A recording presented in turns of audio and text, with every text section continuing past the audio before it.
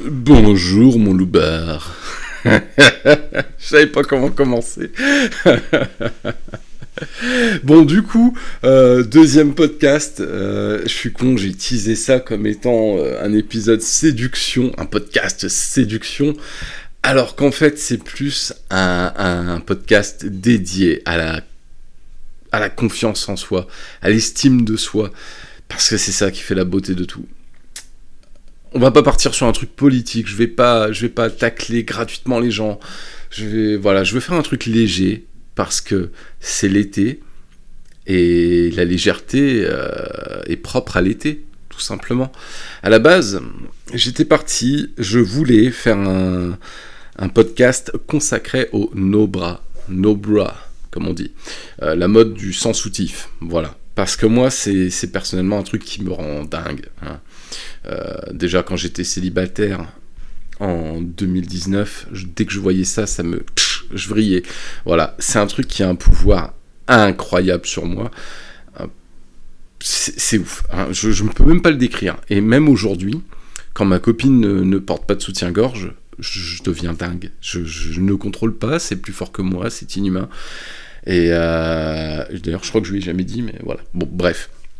Mais je me suis dit, si je fais un podcast là-dessus, je vais partir sur un podcast de 2 heures, les amis. Hein. Ça va être une trilogie. et non, je vais passer pour un pervers, un détraqué, tout ce que vous voulez. Du coup, je me suis dit, allez, parlons pas des femmes qu'on regarde dans la rue, ne parlons pas du no-bra, ne parlons pas de ces merveilles que nous offre l'univers, et concentrons-nous sur quelque chose de plus global, qui est la séduction. J'allais dire ou la drague, mais c'est deux choses différentes quand même. La drague pour moi c'est vulgaire, la séduction c'est naturel, c'est beau, c'est voilà. Bref, entrons dans le sujet directement. Je voulais parler déjà pour commencer de la drague de rue. La drague de rue, quand c'est mal amené, quand c'est vulgaire, eh bien c'est vulgaire, c'est violent, c'est dégueulasse, tout le monde redoute ça, enfin je veux dire, voilà, j'ai dit le mot dès le début, c'est vulgaire. La drague de rue, ça ne se fait, enfin j'ai envie de dire ça ne se fait pas, mais, il y a un mais, il y a des gens qui en ont fait un art. Voilà, et moi je trouve ça tout à fait respectable, parce que je ne suis pas capable d'aller aborder quelqu'un dans la rue, enfin une femme dans la rue en tout cas, je l'ai peut-être fait 2-3 fois dans ma vie, mais vraiment en cas de force majeure, je veux dire la fille, je la croise une fois, je sais que je la recroiserai jamais, c'est limite le coup de foudre, c'est pareil, et du coup j'y vais, mais ça n'a jamais abouti à rien derrière, enfin rien d'extraordinaire en tout cas. Mais il y en a qui ont mis ça, qui ont amené ça au rang d'art. Je veux dire, je te parle pas du petit lascar qui te... Wesh, mademoiselle, t'es charmante, suce ma queue, tu vois. Non, ni les mecs sur les chantiers qui vont siffler tout ce qui bouge. Hein. Et d'ailleurs, madame, c'est pas parce que vous vous faites siffler devant un chantier que vous êtes séduisante ou irrésistible. Attention, hein. J'en vois certaines... Moi, j'aime toutes les femmes, voilà. Mais j'en vois certaines qui s'enflamment. Attention, on ne les tient plus dès qu'elles se font un petit peu siffler devant un chantier rempli de mecs du BTP complètement avinés. Mais non, attends, ils font que ça de la journée, ils ont le soleil qui tape sur la caboche, ils sont raides bourrés, et à toute la journée, ils voient des no-bra passer, et de tout et n'importe quoi, ils en ont pour tous les goûts. Et les mecs, forcément, t'as la testo qui monte, ils sont là, ils en peuvent plus, ils sont entourés de mecs, quoi, s'il te plaît. Donc, forcément, ils ont qu'une envie, c'est de tirer un coup. Surtout quand t'as bu un coup, tu vois. Et du coup, voilà. Moi, je vous parle pas de cette drague-là. Je vous parle pas des mecs de chantier. Je vous parle pas des racailles de rue. Même si la mairie de Bordeaux aime bien dire que c'est des petits gens loulous qui sont agressifs dans la drague sauvage, on va dire. Alors que non, pas du tout. Bref, j'ai dit que je faisais pas de politique. Moi, je vous parle des vrais pick-up artistes, comme on dit. Les mecs, les coachs en séduction qui vont nous former des gars à la drague de rue. Alors, c'est pas mal décrié, et je comprends. Moi-même, je trouve que leur dérive c'est parti en dérive sectaire, limite. Mais dans les pick-up artistes, on va citer Mystery, Enfin, moi, je suis de l'ancienne école, hein. J'ai connu Mystery, enfin, le truc d'il y a 15 ans.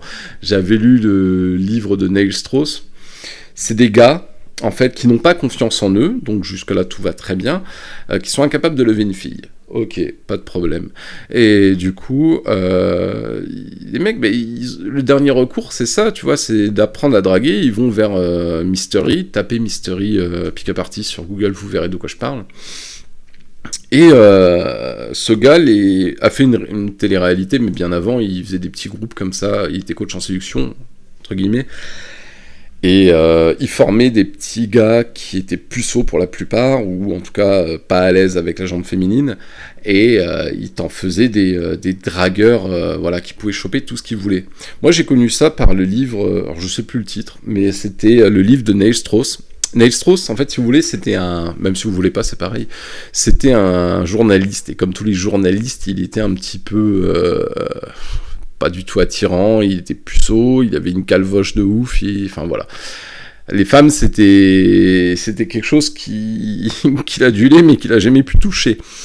Et en fait, il s'est rapproché de Mystery, et il est rentré dans ses rangs. Et Mystery lui a appris la sarge, la drague de rue, le pick-up artiste, quoi, à devenir un pick-up artiste. Et c'est devenu un séducteur hors pair. Maintenant, je crois que le gars, il est plus journaliste, il est écrivain. Hein, tu vois, déjà, il y a un level, hein, tu vois, il y a un gap. Non, sans déconner. Et il est... je crois qu'il était polygame, ou je sais pas trop quoi, mais il sortait qu'avec des mannequins Playboy et compagnie. Enfin, le mec, il était refait, quoi, on va dire. Après, je sais pas s'il est heureux et amoureux, mais en tout cas, voilà. C'était pour vous parler de ça, des pick-up artistes. Et cette émission était très drôle, hein. Il y avait des perles, hein. Les gars, tu les regardais, ils allaient draguer en boîte, c'était des nerds hein, qui venaient de nulle part, hein. Et ils allaient draguer en boîte, ils disaient à des nanas, salut, comment tu voudrais te faire décapiter, enfin, c'était des trucs complètement ahurissants, tu vois. Et au final, ça devenait des dragueurs hors pair. Voilà, ça, c'est ce qu'on pourrait appeler effectivement des dragueurs de rue, des pick-up artistes, des mecs issus de coach en séduction. Je sais pas si les coachs en séduction, ça marche. Réellement, moi j'ai jamais eu besoin de ça en tout cas, mais voilà, il faut faire la différence entre la drague lourde de rue et ces gars-là. La drague lourde de rue, ça dessert toutes les causes. Voilà, ça. Après, parce que nous en tant que mec, je le sais, hein, quand j'étais célibataire ou quoi, je n'osais plus regarder une fille dans les yeux. Hein, dans la rue, je croise une fille, j'ose pas la regarder fixement parce que je me dis ça va être mal interprété. Alors ça, c'est à cause des relous. Mais aussi des pétasses néo-féministes qui, attention, tu m'as regardé, je suis offensé. Putain, mais si je te regarde, c'est peut-être parce que t'as trop de poils sous les bras, tu vois. Non, vous voyez ce que je veux dire ? Il faut discerner ces deux types de drague. Voilà. Je voulais dire par là que moi, c'est pas mon délire. Il y a plusieurs genres de drague. Et je suis tombé, un collègue m'a parlé d'un reportage qu'il a vu sur la séduction pas en Norvège, non, en Suède, je crois. Et comme quoi tout était très différent là-bas. Du coup, moi je n'ai pas retrouvé l'article, le reportage, mais j'ai vu un article, en tout cas, qui parlait des mœurs dans ces pays-là. Et c'est vrai que les femmes, en Suède en tout cas, ont un code de vie, on va appeler ça comme ça, très différent des mœurs, très différent des nôtres. C'est-à-dire que là-bas, la femme, elle paye l'addition, elle partage l'addition avec l'homme, pour des premiers encarts ou des choses comme ça. Voilà. Et souvent, c'est la femme qui fait le premier pas. Là-bas, pour eux, c'est une règle d'or, c'est la femme qui fait le premier pas. Parce que, alors soit parce que les mecs, ils ont 10 ans d'avance sur nous, et ils se sont pris trop de procès au cul, du coup, ils osent plus. Alors du coup, le taux de fécondité, il chute, hein, forcément, hein, moins de rencontres, moins de naissances. Soit parce que c'est un pays peut-être un peu plus équitable, où l'équité entre les hommes et les femmes est bien présente, et du coup, voilà, les femmes osent, et les mecs sont plus respectueux, et du coup, ils y vont à tâtons, à reculons, peut-être même. Et les femmes, du coup, font le premier pas. Et c'est pareil en Finlande, hein, je veux dire, ma copine actuelle a vécu en Finlande bien avant qu'on soit ensemble, il y a des années de ça, et elle m'a dit, hein, les relations hommes-femmes sont très différentes là-bas. Alors c'est pas des détraqués comme au Japon, hein, mais les mecs, si tu veux, sont hyper précautionneux, hyper respectueux. Elle me racontait une anecdote, elle était en boîte de nuit, bien qu'elle aime pas ça, hein, c'est juste qu'elle avait été traînée là-bas, et puis c'est pas les mêmes boîtes qu'en France. Hein. Et bref, pourquoi je m'égare ? Et elle était en boîte de nuit, et tout le long de la soirée, il y a eu un jeu de regard avec un gars, et lui, le mec, il a attendu vraiment la fin de la soirée pour oser l'approcher, parce qu'il voyait qu'elle venait pas, tu vois. Et du coup, il y est allé, mais limite en s'excusant, une serpillière, tu vois. Mais au-delà de cet aspect ridicule, je trouve ça génial, en fait. Ce qui l'a poussé à y aller doucement, en fait, tu vois. Je trouve pas ça génial d'y aller comme une serpillière, mais ce qui l'a poussé à y aller comme une serpillière, ça c'est génial. Par contre, c'est que là-bas, les Finlandaises, les pays scandinaves, hein, globalement, les femmes dans les pays scandinaves, font le premier pas. Alors du coup, quand il s'est approché d'elle, il s'est rendu compte qu'elle parlait pas finnois, mais bon, autre avantage, c'est que là-bas, tout le monde parle anglais. Et voilà, tout ça pour dire que c'est un autre univers, on va dire. Et pourtant, après, il y a plein d'autres différences entre leur pays et les nôtres, en termes de relations hommes-femmes, mais je vais pas m'étendre sur le sujet, je vais juste souligner un point, c'est qu'eux, ils ont un rapport à la nudité et à la sexualité peut-être différente, et des mœurs différents. C'est que, par exemple, là où nous, on va voir du respect, et par exemple, eux, en groupe d'amis, même très jeunes, hein, 18 ans ou quoi, hommes-femmes, ils vont aller, comme ça, comme nous on va au bar, ou je ne sais quoi, ils vont aller dans les saunas, et les saunas, c'est totalement nu, tu vois.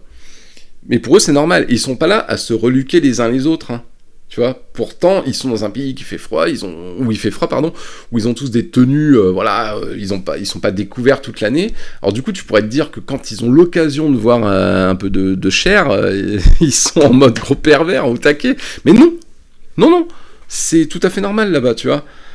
Alors que nous, on n'en pourrait plus, alors qu'on est censé être le pays, vachement en avance là-dessus, quoi. Les Français sont réputés pour ça, bordel. Puis encore plus les pays latins. Mais non, eux, il y a quand même une certaine forme de respect, c'est rentré dans leurs mœurs, quoi. Là où il y a du respect, mais moi je pense que c'est juste des charros, c'est que, par exemple, les hommes là-bas sont très galants, ils laissent monter les femmes d'abord dans les escalators et tout.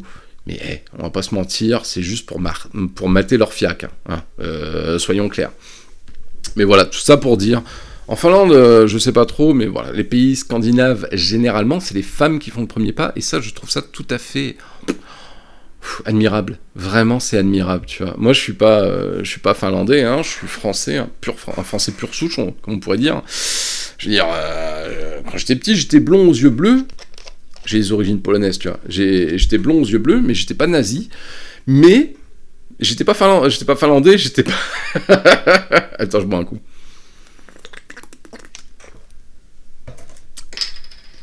J'étais pas scandinave, je ne suis pas scandinave, mais j'ai l'impression que pour moi, c'est la terre promise, quoi. Merde. Bon, maintenant, je suis maqué, je m'en fous, mais... moi, je suis un feignant du cul, je suis un feignant de la séduction, pardon, je suis pas un feignant du cul. Mais me faire draguer, pour moi, c'est... Voilà, je préfère ça. J'aime pas y aller, donc je préfère me faire draguer, et c'est pour ça que je pense que c'est une terre promise pour moi, ces pays nordiques. Bon, après, je préfère le soleil, donc je vais me calmer. Du coup, oui, c'est les femmes qui font le premier pas, et du coup, je vais rebondir là-dessus pour enchaîner, parce qu'on va s'entasser dans les pays du Nord, on va commencer à se les geler. La confiance en soi, pour en revenir à la séduction, la confiance en soi, c'est primordial, pour moi, c'est le maître mot, on va dire. Chacun a une manière différente d'obtenir la confiance en soi. Alors peut-être qu'il y en a qui, de par leur éducation, je sais pas, ou c'est peut-être quelque chose de génétique, sont nés avec la confiance en eux, la confiance en soi, je sais pas comment on dit. Mais pour moi, ça a été quelque chose qui a dû s'acquérir avec le temps. J'ai dû travailler pour obtenir cette confiance, tu vois. Et je pense que si j'avais été dans ces pays du Nord où je me fais draguer par les femmes, du coup, j'aurais eu confiance en moi plus rapidement. Parce que, la confiance en soi s'obtient par des manières différentes pour chaque personne. Pour ma part, se faire draguer, c'est quelque chose qui gonfle ma confiance en moi, mon ego, si vous voulez, peut-être même un peu. Il y a plusieurs... On n'a pas tous les mêmes... pas les mêmes objectifs, mais la même façon de gonfler nos égos, comme j'ai dit. Je regardais l'autre jour une émission qui s'appelle Finding Magic Mike, ou Finding Next Magic Mike, ou je sais pas trop quoi. Enfin bref, on peut se dire, vu comme ça, ça peut prêter à en rire.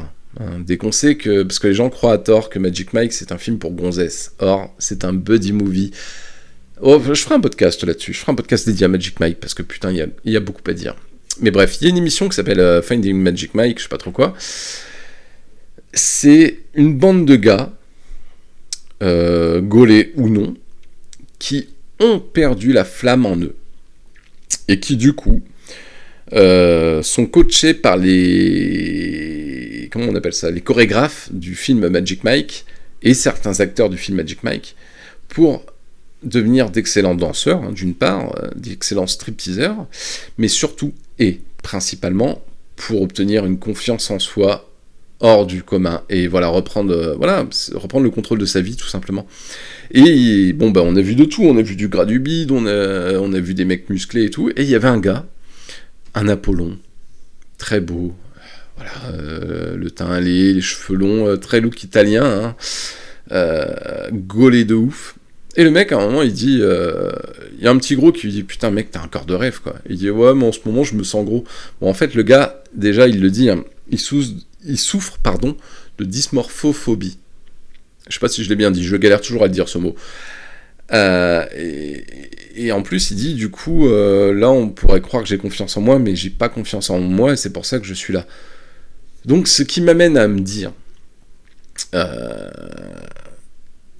J'ai eu peur sur le coup, je me suis dit, putain, mais en fait, même quand on atteint notre objectif ou notre but, peut-être qu'on n'aura jamais suffisamment confiance en nous, tu vois. Mais en fait, non. Parce que, personnellement, c'est vrai, quand j'étais plus jeune, je faisais 60 kilos, au mieux de ma forme. j'étais maigre, j'étais genre, 60 kilos pour 1m78, quoi, tu vois. J'étais maigre, absolument pas sportif, et j'ai zéro confiance en moi.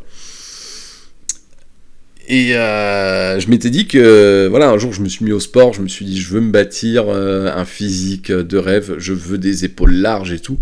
Le physique de rêve, je l'ai toujours pas eu, attention, mais j'ai radicalement changé de corps et j'ai obtenu confiance en moi. Parce que moi, c'était ce qu'il me fallait, c'était obtenir un meilleur corps. Pour d'autres, ce sera autre chose. Et pour d'autres, et je leur souhaite, ce sera de s'accepter tels qu'ils sont, même s'ils sont gros, même s'ils sont maigres ou quoi. Mais il n'y a rien de plus merveilleux que de s'accepter tel qu'on est, et surtout d'avoir confiance en soi comme ça. Voilà. Tout ça pour dire. Je vous ai briefé un peu comment j'étais à l'époque. On va faire un petit switch en avant. La confiance en soi, comme je vous l'ai dit, c'est la clé. C'est la clé pour les hommes et pour les femmes. Car comme je vous l'ai dit, dans les pays scandinaves, c'est les femmes qui font le premier pas. Et pour faire le premier pas, homme ou femme, il faut avoir confiance en soi. Comme je vous l'ai dit, moi, me faire draguer, ça m'a boosté.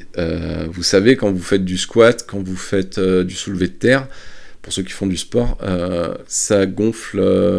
ça vous apporte une dose de testostérone incroyable pour la suite de l'exercice. Et puis, continuellement. Et dans la vie de tous les jours, pour moi, me faire draguer, c'est pareil. Ça m'apporte une dose de testostérone. Je me sens plus moi-même. Je me sens, mais hors de moi. J'ai des ailes, quoi. Vous voyez, c'est comme, il y a des gens, ils ont besoin de drogue pour se sentir Superman. Il y a des gens, ils ont besoin d'alcool pour se sentir super clochard. J'en sais rien, mais moi, j'ai besoin de ça pour me sentir confiant. Ça ou le sport. Bref. Et je l'ai découvert... Parce qu'en fait, à une époque, ça faisait 8 ans que j'étais en couple avec la même personne rencontrée sur Tube de dentifrice, une fille géniale, mais voilà, ma meilleure amie aujourd'hui. On s'est séparés, je me suis mis en couple avec la voisine du dessus. Pour ceux qui ont déjà lu mon livre audio, vous êtes au courant des bails, mais ça vous ferait pas de mal d'écouter une deuxième fois. Et pour les autres, écoutez. Voilà, je me suis bâti un corps, j'ai rencontré la voisine du dessus, je me suis mis avec elle, et au bout d'un an, je me suis rendu compte que la nouveauté, c'était pas terrible, cette nouveauté-là, c'était pas terrible, ces différences-là n'étaient pas terribles. moi, je commençais à avoir un corps à la limite du parfait selon mes attentes, en tout cas. Et je recommençais à prendre confiance en moi pleinement. Un soir, je sors avec... attention, là, c'est pas l'anecdote du podcast.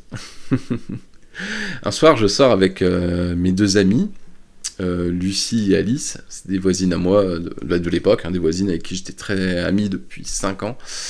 On sort, juste tous les trois. Baf, on va dans les bars, on rigole et tout. Et à la sortie du bar, il y a une gonzesse qui vient me voir. Alors, une gonzesse, mais alors, je veux dire... c'est une rousse, bon une fausse rousse, mais bon, voilà, très jolie, un corps incroyable, des gros seins naturels, fines, elle était modèle sur Instagram, mais vous savez que ça veut rien dire, mais bon, franchement elle était modèle, elle pouvait quoi, mais modèle moderne, pas ces modèles à la con anorexique, et bienveillance. Et bref, cette meuf vient me voir là, on va l'appeler Pizza, parce qu'elle arrêtait pas de me dire qu'elle adorait manger de la pizza. Allez, je la croyais pas parce qu'elle avait un ventre plat et tout. Enfin, peut-être qu'elle se faisait vomir. Hein. Elle avait pas l'air de perdre ses cheveux, donc. Enfin bref, elle vient me voir, elle est sortie du bar et elle me dit c'est dommage que tu sois en couple, toi. Et moi je la regarde et je lui dis qu'est-ce qui te fait dire que je suis en couple ? Mais c'est sorti comme ça, spontanément, tu vois. Et elle me dit je sais pas, je croyais t'avoir vu ici avec une meuf et tout. Je suis non, je suis célibataire, moi. C'est sorti comme ça, tu vois. Et elle me dit on peut s'échanger nos Insta et tout, tu reviens demain ? Je lui dis ouais, je reviens demain, vas-y, je prends ton Insta. Donc je me précipite pour aller supprimer les photos de ma meuf sur Insta. Après, pour info, voilà, avec ma meuf, ça n'allait déjà plus. Hein. Bref. Et je rentre chez moi. Le lendemain, on ressort avec ses mêmes amis. Et là, je rejoins cette fille au bar. Bon, il s'avère qu'en fait, elle est complètement con. Enfin, elle est pas complètement con, mais elle est immature, quoi. Bon, après, elle devait avoir quoi ? Je crois qu'elle avait 18 ans. Moi, j'en avais 33. Et même si je suis hyper immature comme mec, là, il y avait un gap. Je me disais, mais non, c'est mort. Bon. Mais elle reste avec nous. On faisait des lives Facebook, on se filmait et tout. Je filmais son décolleté, elle en jouait beaucoup. Elle rigolait là-dessus. Et puis au final, je sais pas pourquoi, je me mets à rouler une pelle à ma voisine, à Lucie. Alors que c'était une pote, vraiment, c'était une pote. Mais là, je sais pas, on s'est découvert une attirance mutuelle. Et j'entends Pizza dire d'accord, c'est juste une voisine, hein. Bah ouais, mais connasse, tu sais pas comment ça se passe dans mon voisinage, quoi. C'est vrai en plus. Et c'est tout, quoi. La meuf, elle et moi, ça s'est jamais fait. Et puis bon, c'est pas trop grave, mais le simple fait qu'elle soit venue me draguer, ça m'a donné une confiance énorme en moi. Bon, parce que déjà, même quand une moche vient me draguer, ça me fait confiance. Même quand un mec vient me draguer, ça me donne confiance en moi, même si je suis homo. Même si je suis hétéro. C'est flatteur et voilà, ça gonfle l'ego. Et du coup, là j'étais reboosté, quoi. Bon, la fin de la soirée, c'est que je suis rentré, j'ai largué ma copine. S'en est suivi un été mémorable. 2 mois, même pas 1 mois et demi, 2 mois je crois, de célibat. Une période très faste, incroyable. Remplie justement du coup de rencontres où je me faisais draguer. Où j'allais draguer dans les bars, mais je sortais pas en subjectif. Je sortais, s'il y avait une meuf qui me plaisait, je lui disais tiens, si tu veux, nous on a une place à notre table, tu peux venir et tout. Puis je partais, genre je m'en foutais, et elle nous rejoignait à notre table et bam, ça se faisait, quoi. Ou bien des rencontres Tinder. Voilà, j'avais installé Tinder, j'avais installé toutes les applications de rencontres dès le jour même de ma rupture. Et en fait, c'était un petit peu comme des filets que je jetais pendant que il y avait du coup les dragues, je sortais le soir, soit je me faisais draguer, je faisais des rencontres et tout, les rencontres spontanées, et puis les applis, c'était un petit peu voilà comme des filets, j'entendais les notifs, c'était à en devenir fou d'ailleurs sur Tinder, ces notifs qui sonnaient, sans me vanter, hein, c'est juste que j'ai une technique sur Tinder, je vous en parlerai dans un autre podcast, pardon, et du coup, c'était comme des petits filets que je levais pendant que je draguais d'autres meufs, tu vois, et c'était incroyable. Et d'ailleurs, la plus belle rencontre que j'ai faite cet été-là, c'était une rencontre spontanée. Mais vraiment spontanée de ouf, quoi. Ceux qui ont écouté le livre, encore une fois, sont au courant. Mais Je faisais du black chez un toiletteur. Et non, quand je dis je faisais du black, c'est que je nettoyais des chiens. J'étais payé, voilà, vite fait comme ça. C'est pas que je nettoyais des noirs. Voilà, vous m'avez compris de toute façon. Je me faisais pas un black chez le toiletteur, tu vois. Et bref, ça part n'importe comment. Et du coup, la plus belle rencontre que j'ai fait cet été-là était une rencontre spontanée, mais je ne suis pas allé vers elle. Ça a été un petit mélange, tu vois. Elle était cliente au toiletteur. C'était son chien qui venait se faire toiletter, c'était pas elle. Et nos regards se sont croisés, mais on a accroché direct. Et la gérante m'a dit, bah écoute, si tu gères bien son chien, si tu fais bien ton boulot sur lui, je te file l'insta de sa maîtresse. Et voilà, et petit à petit, comme ça, sur Insta, le soir même, on a discuté, et le lendemain, on a baisé ensemble. Bon, après, je suis tombé amoureux d'elle, mais bon, ça, c'est une autre histoire. Voilà, tout ça pour dire qu'il y a plusieurs types de drague. Voilà, c'était le sujet. Ça n'a pas toujours été comme ça. Là, je vous parle des styles de rencontres, et c'est très bien, il n'y a pas de souci. Mais, comme je vous l'ai dit tout à l'heure, moi, avant, j'étais maigre. Et j'étais un sac d'os, j'avais pas confiance en moi. De toute façon, c'est bien simple, je me suis fait dépuceler en 99. Attendez, je regarde ma date sur mon bras. Le 14/5/1999, voilà. C'est tatoué parce que sur une pierre tombale, parce que c'est là où j'ai perdu mon innocence. À l'époque, c'était, je veux dire, je devais niquer une fois tous les 6 mois, pas plus. Je ne plaisais pas aux femmes, j'étais pas attirant, et parce que je n'avais pas confiance en moi, et parce que j'avais un physique ingrat, tu vois. Après, tu peux avoir un physique ingrat, mais avoir confiance en toi. Et moi, c'était pas le cas, tu vois. Mais, il y a eu un déclic dans ma vie, c'était Internet. Dès que j'ai eu la DSL, ah oui, je suis vieux, les mecs. Dès que j'ai eu la DSL, putain, mais nique sa mère, quoi. Alors déjà, je suis allé sur un Caramel. Caramel, premier encart, en 2 jours. Et roulage de pelle, machin, baise. Après... T'as eu MSN, MySpace, tube de dentifrice. Tube de dentifrice, j'ai rencontré Marie, la femme avec qui j'ai passé 8 ans de ma vie. Ma meilleure amie à ce jour. Tube de dentifrice, c'est incroyable. C'était Facebook avant l'heure. C'est, voilà, hein, faut le dire. C'est eux les précurseurs. Mais Internet, c'était une révélation pour moi, c'était mon air. Pourquoi ? Parce que, déjà de base, je ne savais pas draguer, j'étais pas à l'aise dans la vraie vie et tout. Sur Internet, avec les mots, à l'écrit, j'étais carrément à l'aise. Bon, à l'époque, je faisais gaver de fautes et tout, hein, j'étais un peu neuneux, mais je maniais les mots comme personne, et du coup, c'était... Voilà, c'était un appât pour moi, Internet. Et après, je l'ai rencontré, mais l'affaire était dans le sac, hein, j'ai envie de te dire. Et où est-ce que je voulais en venir avec ça ? Avec MySpace et compagnie, bah c'est simple, hein, les meufs j'ai rencontrées sur MySpace, on passait sur Messenger et bam, ça partait comme ça, hein, ça faisait des chocs à pic. C'était incroyable. Et à partir de là, j'étais devenu, je m'étais spécialisé moi dans le dépucelage. Après j'avais entre 18 et 20 ans, je crois. Du coup les meufs elles étaient assez jeunes aussi. Et du coup il y a pas mal de nanas, j'ai dépucelé pas mal de nanas à l'époque, quoi. Même sur les forums de Sum 41 à l'époque, hein, c'était devenu ma spécialité. C'est incroyable, mais des meufs de France et de Navarre, hein, attention, hein, j'allais à Paris, je prenais le train, j'allais à Paris au concert de Sum, on les ramenait dans les hôtels, bam bam, et voilà, mais c'était toujours dans le respect le plus total, hein. Mais là où je voulais en venir, parce qu'il faut toujours conclure un podcast par une anecdote personnelle, c'était MySpace. Sur MySpace, j'ai rencontré une jeune émo qui s'appelait... On va l'appeler Wendy. C'était pas vraiment une émo, mais bon, on l'était tous un petit peu à l'époque, et elle traînait avec beaucoup d'émos que je connaissais, donc bref, on commence à discuter. Wendy était blonde, grande, fine...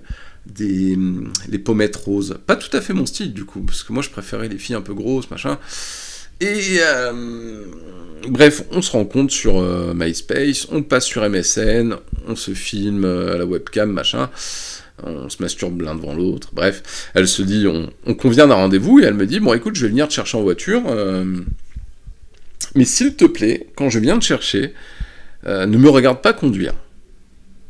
En temps normal, ça, je vous le dis, ça m'aurait mis la puce à l'oreille, je l'aurais regardé conduire. Mais là, j'en avais rien à branler, je voulais juste tirer mon coup. Et moi, quand j'ai une fille en tête, je ne pense à rien d'autre. Je m'en bats les couilles du reste. Et du coup, elle vient me chercher. Elle m'amène, on passe chez Carrefour, c'est elle qui paye tout l'alcool, elle conduit, elle m'amène à l'hôtel, elle paye l'hôtel. Je suis une pute. On baise. Et je filme, parce que à l'époque de MySpace, les téléphones faisaient déjà des vidéos. Alors attention, c'était pas la qualité d'aujourd'hui, hein, mais on pouvait deviner quelques nichons à travers quelques pixels, tu vois, des petits pixels. Et bref, on baise, on se filme, on rigole, on picole toute la nuit.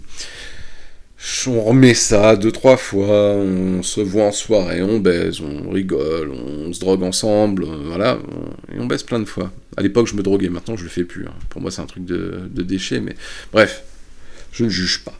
Et un jour, il y a un pote, GT. GT, si tu nous regardes, coucou. GT vient me voir sur MSN, il me whiz et tout. Et GT me dit, putain chèque, t'es au courant, Wendy, j'ai failli dire son vrai prénom, Wendy, elle a une fausse main. Je dis quoi? Mais qu'est-ce que tu me racontes? GT, il est très déconnant, tu vois, il est toujours dans le fun, c'est un des mecs des plus drôles que j'ai jamais rencontré d'ailleurs. Et je lui dis, mais qu'est-ce que tu racontes? Tu te fous encore de ma gueule? Il me dit, non, franchement, sans déconner, demande-lui si tu veux. Bah moi, ni une ni deux, j'y vais, j'ouvre une fenêtre MSN, pardon, et je dis à Elodie, bah écoute, je dis à Bip, à Wendy, je dis à Wendy, Wendy, c'est vrai que t'as une fausse main? Et Wendy, elle me dit, bah oui, je pensais que tu l'avais remarqué, mais ouais. Moi, je lui dis, bah écoute, si c'est vrai, ça te dérange pas que la prochaine fois qu'on se voit, je crame une cigarette, enfin, je taxe une cigarette et je la crame sur ta main? Elle me dit, bah, très sincèrement, je préférerais que t'évites, surtout si tu te trompes de main. Non, c'est vrai. Et moi, je tombe de haut, tu vois. Du coup, je prends mon téléphone, j'essaie de regarder les vidéos POV qu'on avait fait, parce que c'était du vrai POV, hein. C'était pas à la mode comme maintenant, où tout le monde utilise l'expression POV, alors que c'est pas un point of view, tu vois. Et moi, du coup, j'étais en POV, je regarde mes vidéos, là, et je la vois, elle était, du coup, à cheval sur moi, en train de baiser, elle s'est activée sur ma queue, en se tenant sur le lit du dessus. C'était les hôtels F1, donc t'as le lit en bas, et t'as le lit superposé au-dessus. Et elle avait toujours sa main gauche, je crois, sa main droite, posée sur le lit du dessus. Et quand elle n'avait pas la main droite posée sur le lit du dessus, elle avait sa main droite cachée sous son aisselle gauche, tu vois. Et elle avait toujours ses mitaines. Alors, à l'époque, vu qu'on était un petit peu émo, garder ses mitaines jour et nuit, ça me choquait pas. Même avoir des mitaines jour et nuit, avoir des mitaines, tout simplement, me choquait pas. Elle gardait ses mitaines sous la douche. Alors, ça aurait dû me mettre la puce à l'oreille, mais non. Et le pire, c'est que là, mais tout... Tu sais, c'est comme un film, à la fin d'un film, quand t'as une révélation, un twist, où il te remonte toutes les scènes où t'aurais dû comprendre, tu vois. Et ben, c'était ça. Bam, bam, bam, je recomprenais tout. Et, enfin, je voyais tout, tu vois, je revoyais toutes les scènes. Elle voulait pas que je la regarde conduire, elle cachait ses bras sous ses aisselles, elle gardait des mitaines, machin. Elle cachait ses doigts dans mon cul. Bah oui, elle m'a fait des trucs sales avec cette main-là. Elle m'a fait des trucs très sales avec cette main-là. Et j'ai rien vu, j'ai rien compris. Je vous jure, c'était incroyable. C'était incroyable. Et comme quoi, après, c'était une fille tout à fait respectable. La pauvre, je pense qu'en plus, elle n'a pas eu une vie vraiment facile à cause de ça. Si je vous ai raconté ça, c'était pour vous dire que il n'y a pas que les rencontres... Il n'y a pas que les rencontres IRL qui ont leur lot de surprises. Parce que, la meuf avec du poil sous les seins, autour des tétons, c'était une mauvaise surprise suite à une rencontre spontanée, comme j'aime à les appeler. Alors que là, c'était une rencontre internet. Et il y a eu, je vais pas dire une mauvaise surprise, mais en tout cas, une surprise qui a fait prouver que moi, du moment qu'il faut niquer, je ne pense plus à autre chose et mes yeux ne voient rien d'autre. Clairement, j'avais tout sous le nez, je l'ai baisé pendant plus d'1 mois et j'ai pas vu ça. C'est grave, quoi. Mais Wendy était un coup tout à fait honorable, elle était très gentille, très adorable et tout, et pour moi, au-delà de ça, je sais que pour elle ça doit être un handicap, mais pour moi c'en est pas un, enfin je veux dire, c'est une personne normale en fait, hein, si vous voulez. Un handicap ne fait pas d'une personne une personne anormale, bref. je m'enterre là, je m'enterre. Donc voilà, vous avez eu l'anecdote personnelle. Je finirai en disant qu'il ne faut pas diaboliser les applications de rencontres. Il n'y a pas de bonne ou de mauvaise manière de faire des rencontres. Très sincèrement. J'entends encore beaucoup de gens, surtout des boomers, dire « Ah, t'as rencontré ta copine sur Tinder ?» Et alors ? Ma copine et moi, ça va bientôt faire 4 ans qu'on est ensemble. On n'est pas pacsés, on vit ensemble. Elle m'accepte comme je suis, et ça c'est incroyable, hein. Et on s'est rencontrés sur Tinder. Alors, vous pouvez avoir des centaines de notifications, des centaines de prétendantes, quelle que soit la méthode. Si la bonne est là, elle finira par arriver. Si vous avez suffisamment confiance en vous, la bonne arrivera. Et les bonnes choses vous arriveront, de toute manière, hein, globalement. Il faut avoir confiance en soi. Mais, je ferai très certainement un autre podcast consacré plus à la séduction dans le dur, on va dire, pour parler de méthode. Alors moi, attention, hein, je suis pas un dragueur, comme je l'ai dit, mais sur Tinder, même si sur Tinder, on est tous là pour la même chose, hein. Sincèrement, si du moment que t'as un match, tu la rencontres pas dès le premier soir, c'est que t'es pas fait pour Tinder. Tinder, c'est fait que pour ça, très sincèrement. Mais ça veut pas dire que tu vas pas faire ta vie avec elle, attention, tu vois. Et du coup, je ferais bien un podcast pour donner mes petites méthodes. Maintenant que je suis rangé des voitures, je pourrais donner mes bottes secrètes. Sans trop en révéler, moi dès que je matchais avec une fille, j'envoyais un gif bien particulier qui faisait mouche à chaque fois. Et quand j'ai rencontré ma copine, je sais pas, j'ai changé de gif. Mais j'ai encore plus visé juste. C'était incroyable. J'ai fait mouche, mais je pouvais pas. Voilà, je connaissais pas ses goûts. Hein. J'ai visé, mais dans le cœur de la cible. C'était incroyable. Bref, si vous voulez que je vous fasse un podcast consacré à ça, j'ai plein de techniques à vous transmettre dans, bien sûr, la bienveillance et surtout en toute humilité, parce que je ne suis pas un séducteur hors pair, comme je l'ai dit. Mais j'ai quelques clés à vous confier. Bon, sur ce, merci de m'avoir écouté, mes loupards. Et à très bientôt. Et puis les loupards aussi, hein, j'espère qu'il y a des femmes qui écoutent. Hein. C'est aussi pour vous tout ça. Allez, plein de bisous, bonne soirée, ou bonne journée. Et puis à plus tard.